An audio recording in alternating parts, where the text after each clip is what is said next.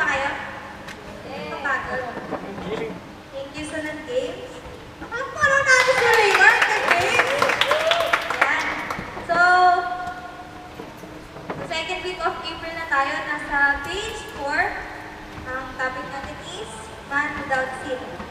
Okay. Dala niyo yung mga ano niya. Sino may dala? Pakitaas ang mga. Ay, pakitaas ang mga booklet. Sino may dala ng Bible? Very good. Sige, pagalitin natin yan. So, Man Without Sin, second week of April natin ngayon. So, ngayon pa lang, nakikita na yung title natin is Man Without Sin. Siguro, some of you, pwede magtanong Man Without Sin?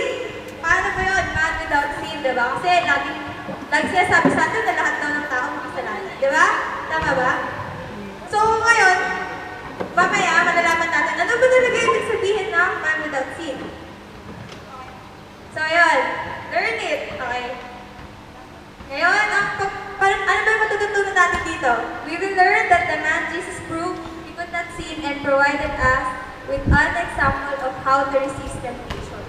So, yan. Pag-aaralan natin na Jesus, naging examples natin kung paano niya na-resist yung temptation. And ano ba yung, ibigyan niya rin tayo ng mga tips kung paano ba tayo mag-resist ng temptation. So, yun.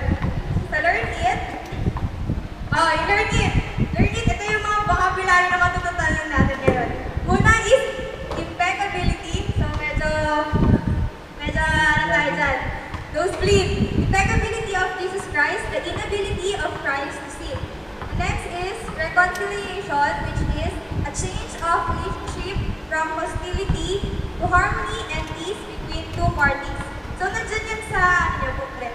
So, ngayon, meron tayong dalawang main verse na pag-aaralan. Yung Hebrews 5 verse 14 and 1 John 2 verse 16. Pero bago yun, mag-pray muna tayo. Dear Heavenly Father, we thank you, Lord, for this day. Thank you, Lord, at nag-enjoy na naman po kami, Lord, sa game. Thank you, Lord, sa sharing ng mga blessings nila, Lord, and dun po sa game is lahat po kami nag-enjoy, Lord. And we pray, Lord, for the message today, Lord. Remind us, Lord, na galing po sa inyo to, through you and for you only, Lord. And I pray, Lord, na tulungan niyo po ako, Lord, na yung message na to is ibigay po sa kanila, Lord, at ma-instill po sa heart nila, Lord, kung ano po ba yung matututunan namin ngayon, Lord. Thank you, Lord, for this day. Kayo po maging kalakasan namin. In Jesus' name we pray. Amen. Okay? So, bago tayo mag-start, may tanong muna ako. Sa mga superhero. So, sino yung favorite superhero nyo? Who is your favorite superhero? Sino yung mga superhero? Nakilala nyo? Iron Man, Superman, Batman. So, sino ba yung favorite superhero ninyo? At saka bakit? Bakit yun yung favorite nyo? So, sa akin, pwede rin naman yung mga superhero nyo yung sa mga ibang palabas na bawa, sa atin, Sinatsin. So, ayan. Ayan yung mga ganun. Pero, syempre yung usually DC Comics, sa Marvel, diba? Usually yun yung mga nating superhero. Pero sa akin, pinaka-favorite ko si Iron Man. Kasi parang hindi niya na tinatago yung identity niya. Parang ang tapang-tapang niya na andito ako. Pero diba? So parang nakakatawa. Kaya siya favorite ko, Iron Man. Kayo, sino favorite nyo? Si Flash, sino ba yan? Superwoman, gano'n? Green Lantern, gano'n? Sino ang favorite niya? Sige, magkakaroon ako isa. Sa girl. Okay. Naomi! Hello. Sino ang favorite superhero? Bakit? Oh, si Naruto? Oh, sige, Naruto. Japanese na eh. Okay, bakit naman si Naruto? Kasi super galing niya po. Tapos super lakas na po. Lalo mo i-voice buhay niya para po i-save ang mga. Ayun, parang anda siya ipagligtas ang mga friends niya. Ganun din si Natsu eh. Halos pareho sila. Diba? Ano binibita? So, si naman, si Kobe. Kobe! Maliban kay, Kobe Bryant. Sino superhero mo? Sino favorite? Superhero ko sa basketball kasi lagi siyang kahit makaw siya. Nakakatulog ko sa Lakers. Diba? Okay, sino superhero mo? Favorite? Sino? Wala. Sino?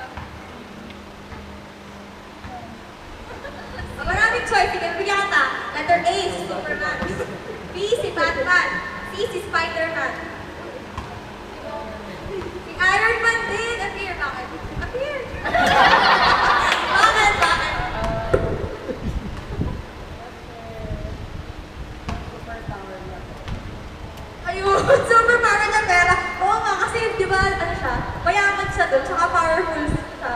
Oh, yan. So, sa iba, itago nyo na lang. Sabihin, share nyo na lang sa katabi nyo. Sino ba yung favorite superhero nyo?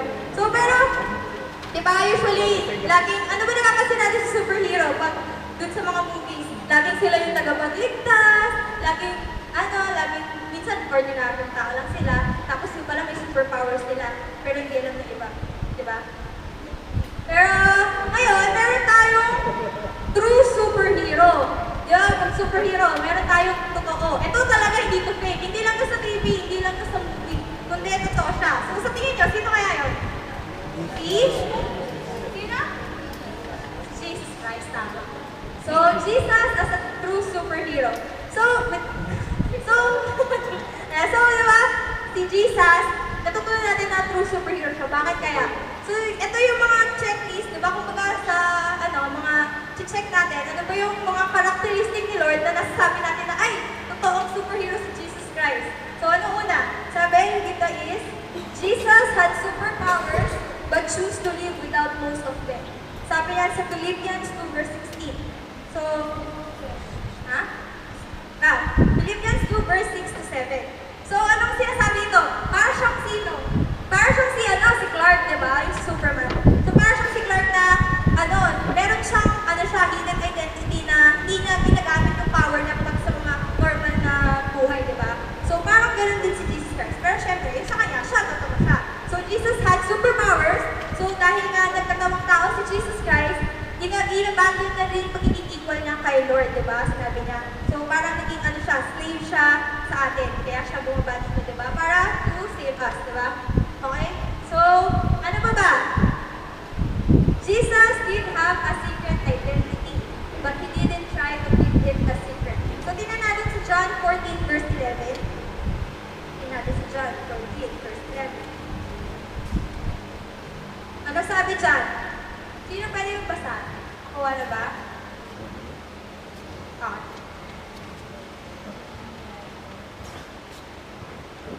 Believe me when I say that I am the Father, and the Father is in me, or at least believe in the evidence of the works. So, anong sinabi dyan? Jesus did have a secret identity, but he did not try to keep it a secret. So, para siyang sino? Si Tony Stark. Tama ba? Sa Iron Man, diba? Diba, sabi niya dun sa kalaban niya, sinabi pa niya kung nasa yung bahay niya. Kaya yun, natalo siya. Diba? Sinabi niya, dito ako to, gano'n, diba?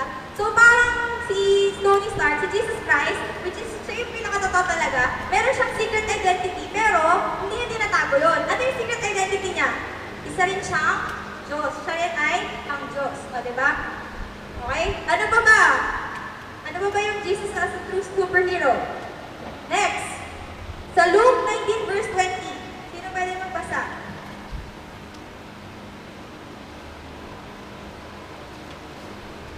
Sino na nasa Luke 19 verse 20? Amen. Luke 19. The other servant came and said, Sir, here is your mina. I have kept it faithfully. Okay. Luke 19 verse 20. Okay. So, anong sinabi sa atin? Meron siyang save the lost. No matter what the cost. Diba? Usually, yung mga superhero, ganyan. Itutunay pa niya yung ibang tao bago yung sarili niya. So, ang inaala nila, nililigtas nila yung mga naapi, yung mga ninanakawan, mga ganan. Diba? So, si Jesus Christ, bakit ba siya pumunta dito? Para i-save tayong lahat. So, hindi lang yung superhero na isa-isa lang. Yung superhero na nasa movie na pa-isa-isa lang yung nililigtas nila. Pero si Jesus Christ, being a true superhero, niligtas niya tayong lahat. Diba? Ang galing. So, no matter what the cost. Ano ba yung naging cost nun? Ha? Yung buhay niya. Okay? So, next. Ito, hindi siya super, hindi siya bad, hindi siya spider, hindi siya iron, isa siyang God-man. Pag God-man, unlike yung kala Superman, Batman, mga 50-50 lang yan eh. Pero kay Lord, nakaiba, 100-100. Kung baka nga sinabi ni Kuya Joner, pag 100-100, parang imposible yun sa math. Pero, si God, lahat, walang imposible sa kanya, di ba? So, pwede siyang, isa siyang 100% God, 100% man. So, isa siyang God-man. Yes. Yun. Okay? Okay, next. So, yan. Ano ba yung kanina? Impeccability. Alam niyo ba si Jesus impeccable? Alam niyo ba impeccable? Yun yung inability of Jesus Christ to sin. So, ano ba yung pinaka-nakakaiba kay Jesus Christ, unlike sa superhero? Si Superman, ano ba? Di ba meron siyang mahina siyang hindi na kaya yung mag-kryptonite? O si Achilles, di ba? Yung sa heels niya. So, yung Achilles heel, gano'n. Pero si Jesus Christ, paano siya naging iba sa lahat ng superhero? Di ba yung sa lahat ng superhero, papansin niyo pag sa movie? Anong ginagawa? Una, mananalo. Maya-maya, natatalo na siya ng kalaban. Tapos biglang babawi na naman. Pero si Jesus Christ, never siyang natalo. Galing, di ba? So, yun yung sinasabi ng impeccability of Jesus Christ. Inability to sin. Pag sinabi natin impeccable, perfect. So, perfect na perfect. So, pag-gawa tayo ng movie para kay Jesus Christ, perfect yun. Walang plot na matatalo siya. Ganun. Kasi sobrang lakas niya. Ganun. So, So, sabi dito sa 2 Corinthians 5 verse 21, God made him who had no sin to be sin for us so that in him we might become the righteousness of God. So, dahil perfect siya, pwede na siyang maging kapalit, di ba? Siya nga yung dahil makasalanan tayo, hindi siya makasalanan. So, parang, ano lang yan, baso. Ikaw ba, baso, pumupuno ka ng kasalanan, yung tubig. Kailangan mo ng another baso para mawala yung kasalanan mo, which is Jesus na naging cup para palitan, para mawala yung ating kasalanan. So, yun yung kapalit, si Jesus Christ. So, ngayon, ito namang verse na to, sa Hebrews 5 verse 14, dito natin din malalaman kung si Jesus Christ, sino ba si Jesus Christ? Ano ba yung matututunan natin sa Kanya? So, matututunan natin si Jesus Christ na bilang Jesus, our supreme example. So, nababasa niyo ba lahat? Basa niyo ba? Basa? Pwede, basahin natin sabay-sabay. Sa Hebrews 5 verse 14,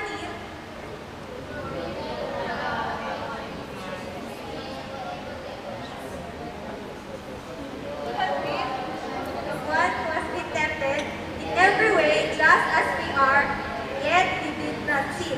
So, itong verse na to, ito yung pinaka-important na verse na yung sa unang, sa Jesus, our supreme example. So, paano ba natin maintindihan? Kung naintindihan niyo ba? Yung pinasa niyo. Naintindihan niyo ba? Sabi, for we do not have a high priest who is unable to empathize with our weakness, but we have one who has been tempted in every way, just as we are, yet he did not sin. So, pag inulit ko, maintindihan niyo pa rin. Okay? Para mas lalo natin maintindihan, di ba, every time na pinag-aaralan natin, isa-isa natin. So, gagawin natin dito, by parts natin siya ang pag-aaralan. So, ang una dito, ano ba? For we do not have a high priest. Alam niyo ba yung high priest? Anong Tagalog ng high priest? Anong Tagalog ng high priest? Pare. Mataas na pare? Matangkad? Ganon? Ha? Mataas na pare? Okay. Yung high priest, old time. Siguro dati sa LPC ata na pag-aralan natin ko na yung dati sa Old Testament, meron silang high priest na hindi pwedeng ikaw mismo yung papasok dun sa holy place, kundi yung high priest lang, di ba? Alam natin sa Old Testament. So, hindi pwede. So, kailangan pati siya, clean din siya. Parang malinis din yung puso niya. Kung pumasok siya doon, mamamatay. So, ano ba ginagawa ng high priest? Ano ba ginagawa ng high priest? Di ba usually, pupunta tayo sa high priest, mag-confess tayo na, sorry, gano'n, sabi tayo ng mga natin, pagkakamali natin. So, noon, ng Old Testament, ang ginagawa nila, sila yung representative. Parang sila yung binibigay doon para pag may kasalanan yung Israelites, sila yung bibigay ng offering, ng sacrifice, mga gano'n. Kasi hindi pwedeng yung tao kasi mamatay sila. Pero ngayon, New Testament, saan ba tayo? Nasa Old Testament ba tayo New? Nasa New, di ba? So, pag sa New, meron na tayo isang perfect na high priest, which is si Jesus. So si Jesus, naging perfect high priest natin. Paano ba siya naging perfect high priest? Kasi perfect siya, di ba? Perfect siya. Hindi na niya kailangan na magtatanggal ng shoes para dun sa holy. Pero kasi, si Jesus Christ naging mediator natin, di ba? Only through Christ tayo nakakalapit kay Jesus. Kaya nga pa nag-pray kayo. Nag-pray ba kayo? Di ba mag-pray tayo siya sabi natin sa dulo? In Jesus' name we pray, di ba? Kasi through Jesus Christ, nagiging daan siya para mediator natin siya. Through Him, di ba? Kaya nga, in Jesus' name we pray, Amen. So yun. So Jesus is our high priest. Sabi dyan.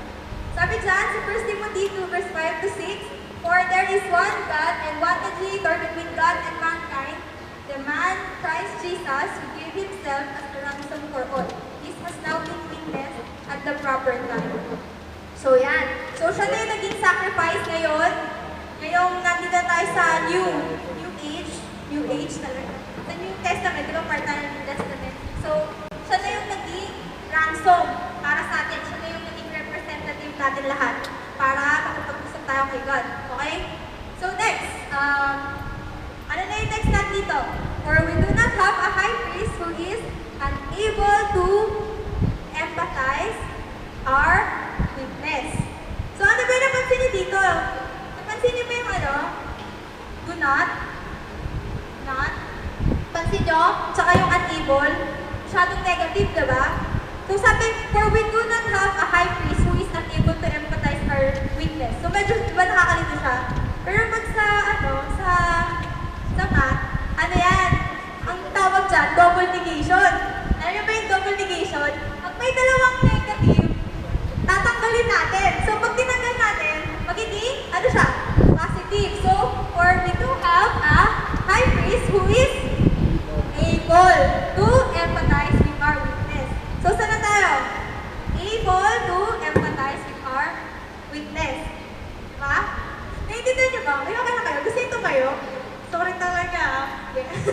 Okay, so sabi dito, meron daw tayong high priest, sino nakakapag-empathize with our weakness.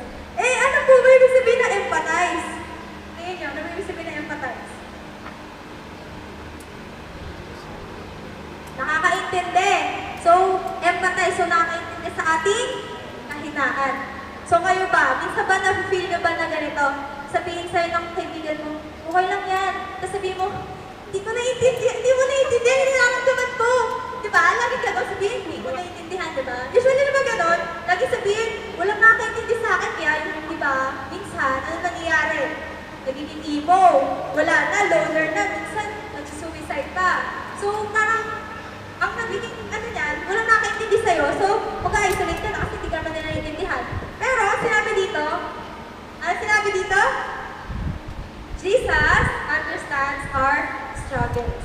So, kung ano ba yung pinagdadaanan natin, naiintindihan niyo ni Jesus. He is our high priest. So, meron daw tayong Jesus na nakakaintindi sa atin. Hindi ba nakakatawa yun? Kasi usually, hindi na ba nag-feel yun pag mag-isa lang kayo sa gabi, tapos nag-iisip kayo, tapos yung mga thoughts hindi nyo rin masabi sa mga kaibigan nyo. Pero pag nag-pray kayo na, biglang lumiliwanag na yung buhay nyo. Diba? Hindi nyo ba nararanasan yun? Yung parang isip nyo, walang nakakaintindi sa akin. Tapos, pag nagbasa ka ng Bible, bigla na lang, boom! Connected sa akin. Grabe, relate, hugot na hugot. Diba? Kasi, ibig sabihin nun, si Jesus Christ, naiintindihan niya yung ating pinagdadaanan. Diba? Kaya nun. Kaya ano sabi? Jesus' experience with temptation means that you understand what you go through when you are tempted. So when you are tempted and feel overwhelmed, tell God, He understands. So usually, di ba natitempt tayo? Pero, si Jesus Christ, naranasan na rin niya yun. Napagdaanan na niya yan. So ibig sabihin, pwede kayo magsubok kay Jesus Christ kahit kailan. Pwede kayo mag-pray kahit kailan na may problema ako. Siya makaintindi sa inyo. Diba? Okay? So, meron tayo, Jesus is our high priest. And next is, naiintindihan ni Jesus Christ yung ating mga pinagdadaanan. So, next. Pero, sabi, but we have one who has been tempted in every way. So, meron daw tayo high priest na nag-empathize. And we have one who has been tempted in every way. Ano ba yung pwede natin yun? Tempted in every way.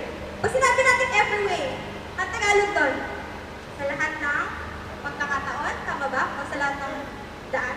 Joke lang. Sa lahat ng daan? Hindi, joke lang. Sabi, tempted in every way. So sa lahat ng area, na-tempt si Jesus Christ. So naniniwala ba kayo na na-tempt si Jesus Christ? Lahat ba ng temptation na pinagdaanan nyo, nagpagdaanan ni Jesus Christ? Tingin nyo? Tingin nyo? Tingin nyo?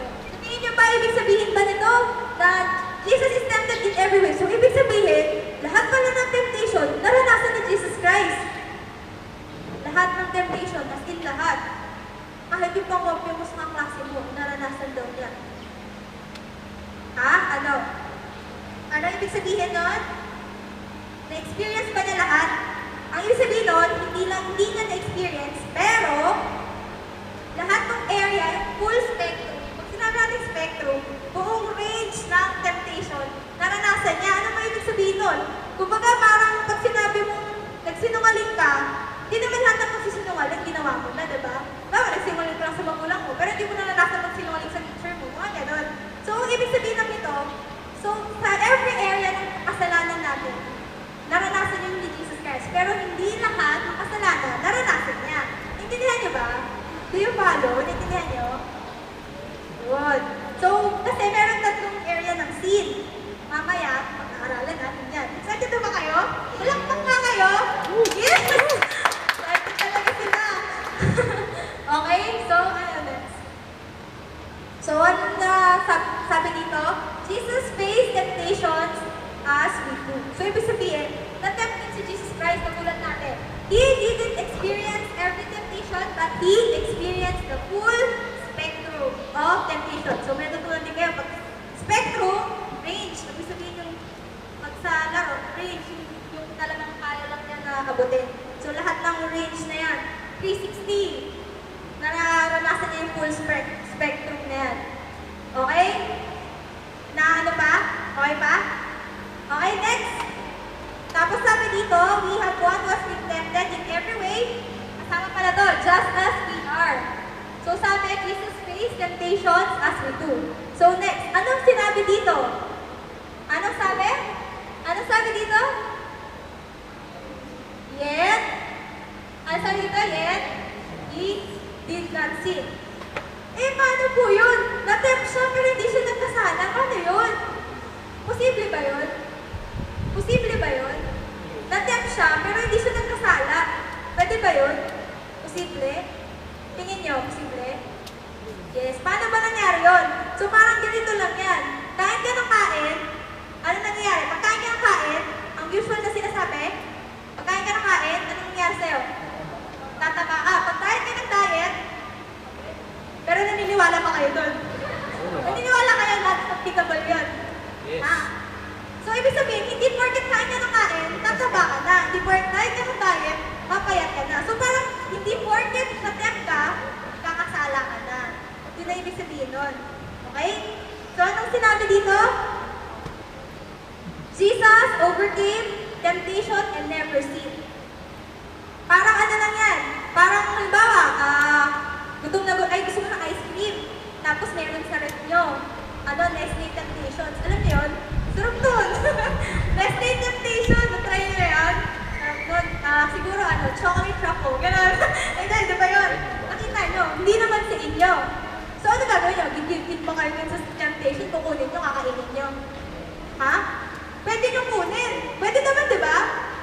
Di ba? Pwede rin hindi. Pag kinuha nyo, ano sabihin ng mami nyo? Sabihin, sino may sala? Gano'n, di ba? Sabihin, sino may sala? Sino may kasalanan? Ibig sabihin, nabawasan. Eh, kung hindi naman nabawasan, sabihin bang may gumawa ng kasalanan? Wala, di ba? So, naintindihan nyo ba? Na hindi porket nag-tempt kayo, mag-give in na kayo. So, ang sin, outcome lang yon pag nag-give in tayo sa temptation. Okay? So, anong sabi dito? Because He never sinned, He became the perfect sacrifice and provided righteousness for those who place their trust in Him. So, sinabi na natin kanina, di ba? Kaya hindi siya nagkasala, siya yung naging sacrifice para maging righteous tayo sa harap ng Diyos. Okay? Ayan. Ano naman yung kanina, learn it, diba? Kanina, impeccability, naalala pa. Ano ibig sabihin ng impeccability? Micah. Ano yung kanina? Ano? Ano sabi? Ano nakikita mo? Ano ibig sabihin ng inability? Hindi siya nagkakasala. Impeccable, ibig sabihin, flawless. Okay, perfect. Walang kasalanan. Ngayon naman, reconciliation. Ano ba yung reconciliation? A change of relationship from hostility to harmony and peace between two parties. Pag hostility, positive ba yun o negative situation yun?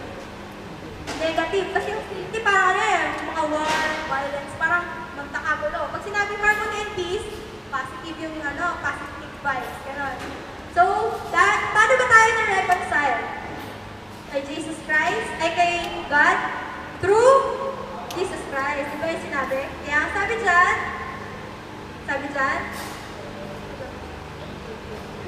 so sabi dyan, because of Jesus Christ, we who were enemies of God can be made friends with God. Friends na tayo with God. Di ba sabi nga kasi, lahat tayo nagkasala. Pero dahil kay Jesus Christ, pwede na tayo mag-usap kay God. Close na tayo sa Kanya. Pwede na tayo maging close. Pwede na tayo mag-feeling close kay God. Pwede na tayo maging clingy kay God. Okay? Next. Ito naman. Ito naman. Di ba kanina sinabi natin, si Jesus na-tempt siya. Pero hindi lahat ng temptation na naranasan niya. Pero full spectrum of temptation na naranasan niya. So meron tayong tatlong area of sin. So parang looking for a enumeration. So sabi dito sa 1 John 2 verse 16, everybody read. 1 John 2 verse 16, for everything in the world comes not from the Father, but from the world. So, sorry na medyo tabi niya. Kasi, alam niya na. Okay, so ano ba yung mga sinabi dito? Di ba meron tatlong in-enumerate dito? Everything in the way. Ano yung una? Lust of the flesh. Ano next? Lust of the eyes. Ano next? Pride of life. So, meron tayo daw tatlong area ng sin. So, parang ano yan? Parang, meron siyang subcategory. Diba? Parang halimbawa, yan, lust of the flesh. Masyadong marami siya. So, parang ginawa na siya ng isang generalized form, diba? Diba? Naiintindihan? Okay, so, halimbawa, yung sa nationality natin, halimbawa, Pilipino tayo, pero meron pa rin tayo iba't ibang dialekto. Pero pag sinabi Pilipino, taga-Pilipina. So, meron pa siyang subcategory. So, parang ito, yung pinaka-taas. Yan yung parang lahat sakop niya. So, ang una is lust of the flesh. Ano ba yung sabihin ng lust of the flesh? Sabi, the fleshly appetites that relate to our hungers and thirst in life. Kayo ba, naranasan niyo na bang magutom? Naranasan niyo na magutom? Yung tipong yung gutom na gutom kayo, pero hindi kayo makakain. Yung sumasakit nyo sa ulo, diba? Naranasan niyo ba yun? Kasi na-dehydrate na kayo, kaya sumakit yung ulo. Naranasan niyo na mauhaw. Actually, hindi nauhaw eh. Hindi, so, ito yung fleshly appetite. Pag sinabi natin flesh, hindi lang siya yung color. Yung flesh, pa rin yung body natin, yung katawan natin. So, physical aspect. So, yung mga physical aspect, yun yung lust of the flesh. Pero, hindi naman lahat, diba? Hindi porket na gugutom ka, hindi porket na umuhaw ka, nagkakasala ka na, diba? Pwede ba yun? Pag nauhaw ka, ay Lord, sorry po, nagugutom ako. Hindi naman, diba? Ano nangyari? It is sin lang, nagiging kasalanan lang siya when we are willing to disobey God to fulfill our hungers and thirst that may become sinful pleasures of the flesh. So parang, mas inuuna pa natin yung ating thirst and yung mga uhaw natin. So, halimbawa, sa area ng gluttony, halimbawa, busog ka na. Tapos yung iba, wala pa nga nakakain. Gusto mo, kumain ka pa isang siomay. Yung iba hindi pa nakakain, kinain mo na yung siomay nila. Ganon. So, di ba? Parang, ay, hindi ako tumatod. Yung machulo. So, hindi, parang ganon. So, ano pa ba yung mga example ng lust of the flesh? Sexual lust. Yun, yung sa opposite sex. Minsan, ayaw na natin maghintay. Gusto na natin, ako na kaya manligo, kahit kumain ka na. Kahit kumain, ako na kaya manligo kasi excited na ako eh. Ganon. Alcoholism. Masyadong addict, pwede rin sa nesting. Masyadong addict sa alcohol. Ganon. O di kaya drug abuse, pornography, etc. etc. So, yun yung mga lust of the flesh. So, ano ba yung pangalawa? The lust of the eyes. Lust of the eyes. Ano sabi dito? The cravings for riches, possessions, beauty, and treasures. So, ayan. Ano ba yung mga nakikita mo? Yung mga kayamanan, yung mga ang ganda ng tanawin, mga gano'n. So, pero, hindi naman masama na mag-appreciate ka ng beauty. Mga beauty ni JP, gano'n, na-appreciate ko. Tapos, pero, ano sila dito? Nagiging kasalanan lang siya pag we are willing to put our desires for these things above our desire for God. So, parang masyado na natin sila inuuna na, ano, halimbawa, may favorite ka na artist. Tapos, Sunday yun. Eh, gusto mo umattend ng concert niya. Kaso lang kasi meron pong activity sa church. Ganon. Tapos, anong ginawa mo? Inuna mo pa yun. Diba? So, nagkakasala ka, diba? Sabi mo, once in a lifetime lang yun. Yung Monday, pupunta sa Manila, Sunday. Ganon. So, yun. Pero okay lang yun. Pero dapat, hinay-hinay lang. Pero, syempre, kailangan unahin natin si God bago ang iba.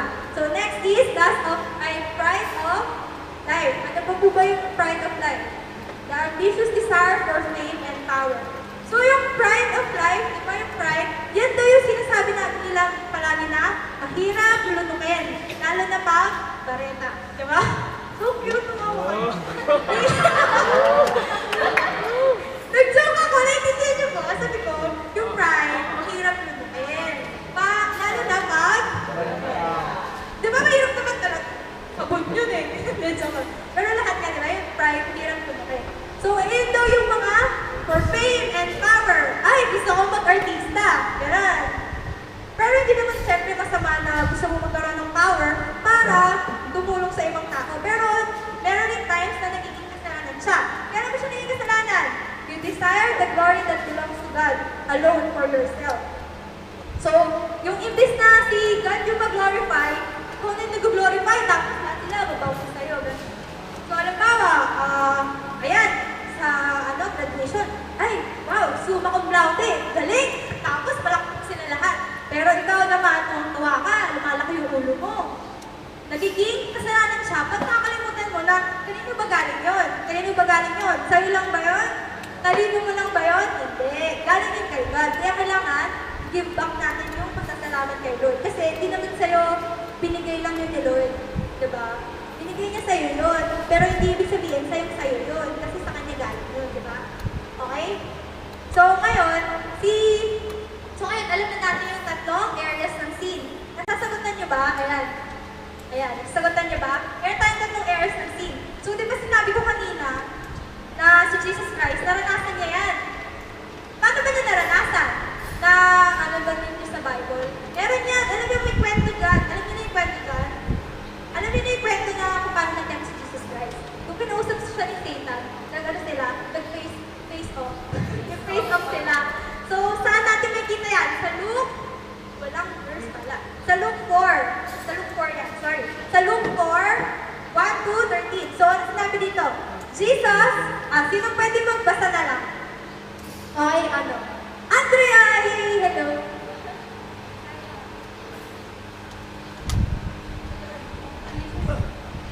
Jesus, full of the Holy Spirit, left the Jordan and was led by the Spirit into the wilderness, where for 40 days he was tempted by the devil. He ate nothing during those days, and at the end of them he was hungry. The devil said to him, "If you are the Son of God, tell this stone to become bread." Jesus answered, "It is written, man shall not live by bread." So, naiintindihan nyo, nasa sila? Nasa wilderness.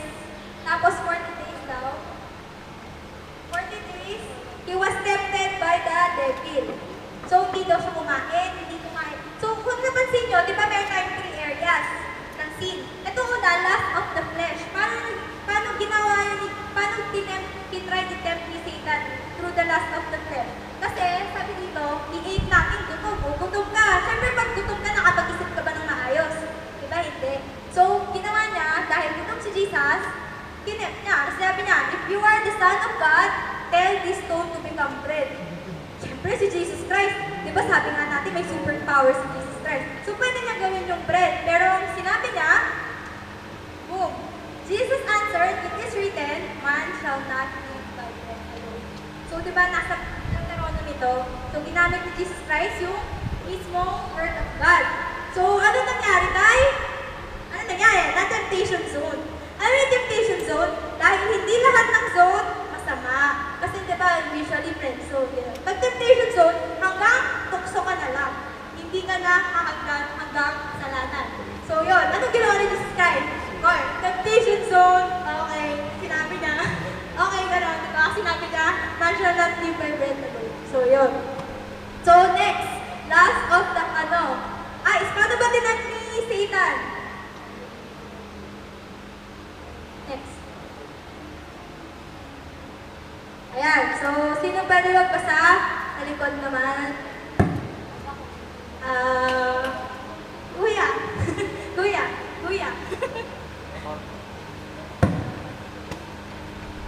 The devil led him to the high place to hit it on a stick. All the kingdoms of the world will he said to him, I will give you all the authority and strength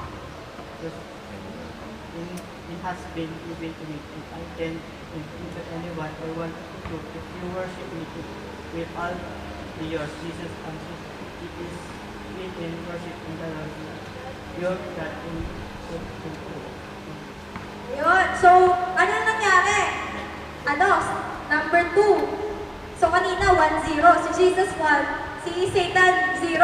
Ngayon, pumunta daw sila sa mataas na place. Tapos, pinakita niya lahat ng, di ba yung mga sinaunang panahon? Kung ano yung mga nakita mo, sa'yo na yan. Di ba? Yun yung sinabi ni devil sa kanya. Kung ano yung mga nakita mo, sa'yo na yan. Basta, i-worship mo lang ako. Pero anong ginawa ni Jesus Christ?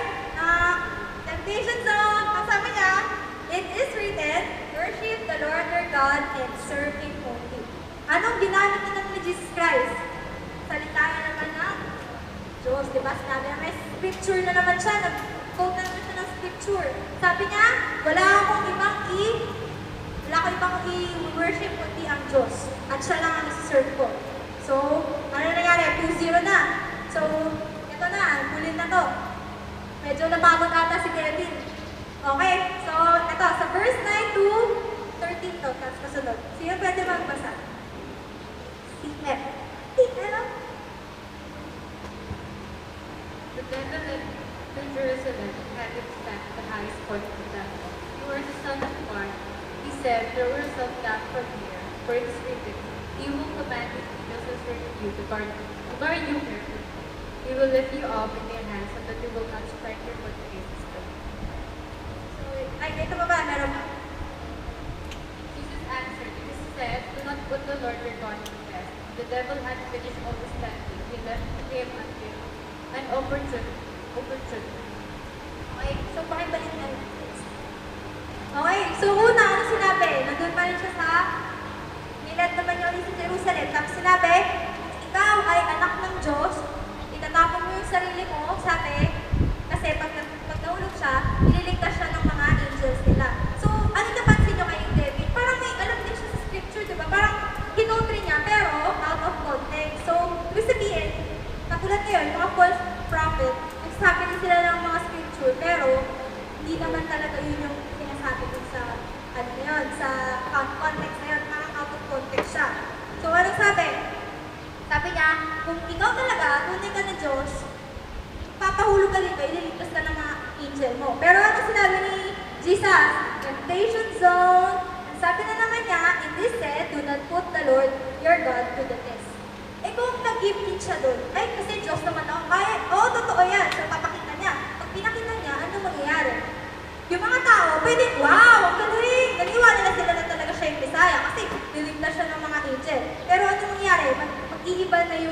attention na hindi na about dun sa cross na pagkamatay ni Jesus Christ. Kasi di ba in the first place, pumunta siya dito para mamatay sa cross. Eh kung talagang umpisa pa lang dyan pa lang, eh nagpakahulog na siya, naniwala na sila sa Messiah, nag-iiba na yung meaning, parang hindi na ma-emphasize na kaya siya punta dito is para sa cross, hindi lang para pakita na Diyos siya, di ba?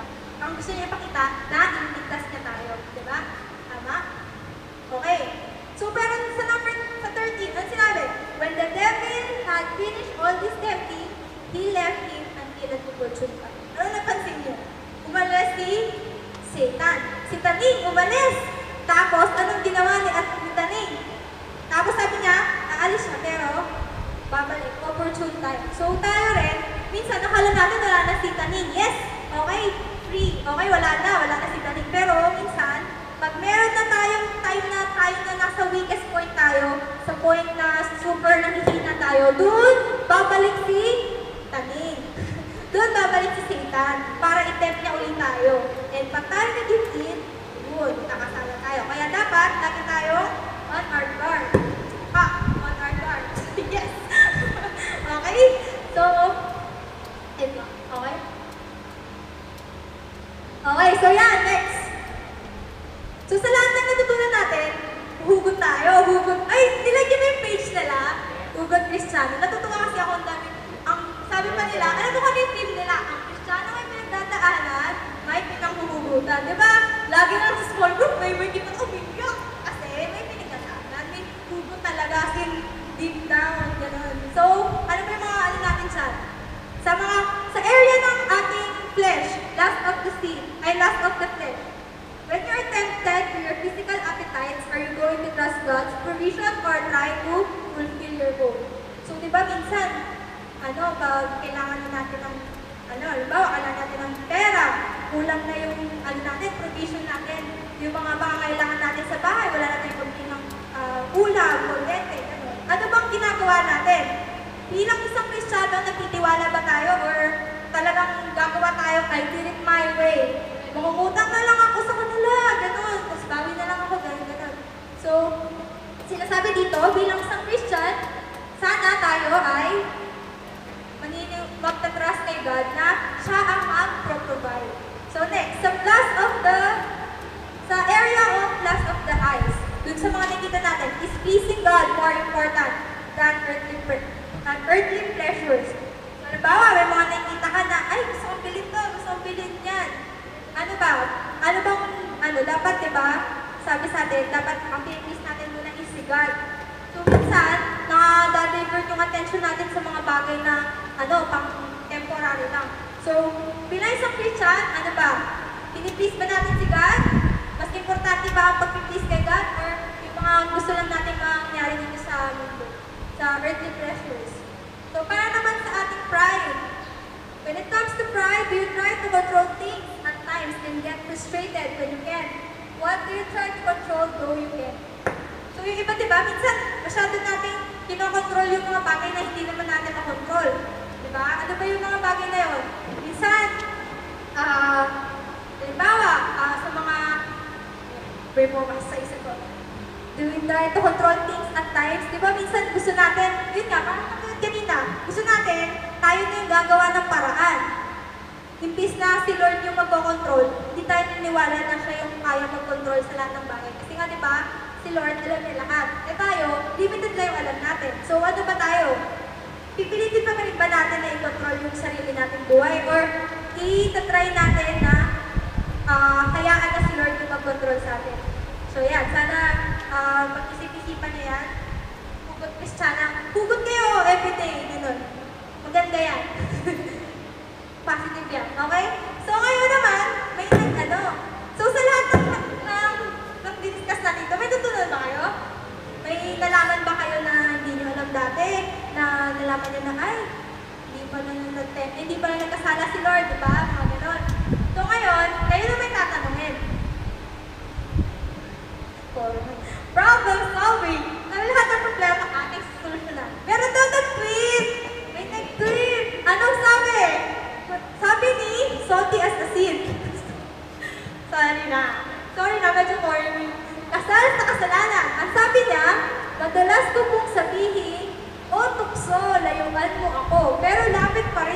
gagawin? Ano pong gagawin ko? So kayo ba? Sabi nga daw, yung kanta o tukso, layuan mo ako, pero daw na lapit. Ano na gagawin natin? Ano sa tingin nyo? Ano sa tingin nyo? Kung kayo tinanong yan, ano yung paano nyo isi-solve yung problema niya? Ni Salty as a Sin. Pero baka naisip, sino gusto mag-volunteer? Tingin ko may sagot kayo eh. Tingin nyo. Sabi daw, lapit si Tukso. Ano daw gagawin niya? Tulungan niya daw siya. Kasi nakasal na siya sa kasalanan. Nakasal na siya. Oh. Zach, sa tingin mo, ikaw, kung ikaw yung tinanong niya, ng friend mo, anong sasagot? Paano mo sasagutin? Paano mo siya tutulungan?